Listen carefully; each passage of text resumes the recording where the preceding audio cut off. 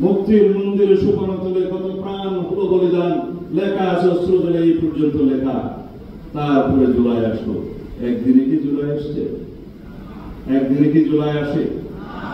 1947 সাল থেকে 1971 পর্যন্ত 23 বছরের শোষণ শাসনে পাকিস্তানি স্বৈর শাসকদের, পাকিস্তানি শোষকদের, শাসকদের অত্যাচারে, নির্যাতনে, বৈষম্যের শিকার হয়ে 1971 এসেছে।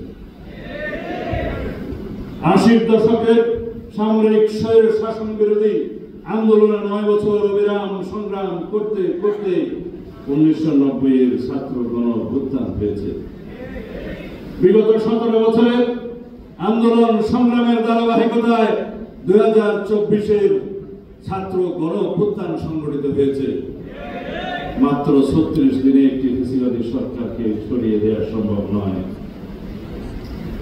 আমরা স্বীকৃতি দেব জুলাইয়ের ছাত্র গণ অভ্যুত্থানের যথাযথ মর্যাদা দেব, রাষ্ট্রীয় স্বীকৃতি দেব, সাংবিধানিক স্বীকৃতি দেব।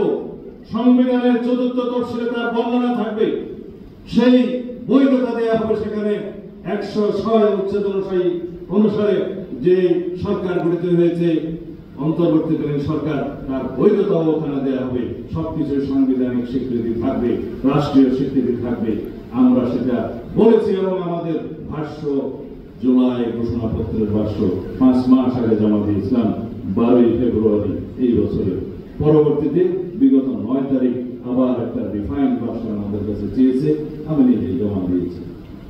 সুতরাং যারা জুলাই ঘোষণাপত্র নিয়ে জানতে চান, মর্যাদা সম্পর্কে জানতে চান, স্বীকৃতি সম্পর্কে জানতে চান, সেটা আমাদের কথা পরিষ্কার। For more updates, follow us on Facebook, subscribe our YouTube channel, get the latest update on www.daily-sun.com.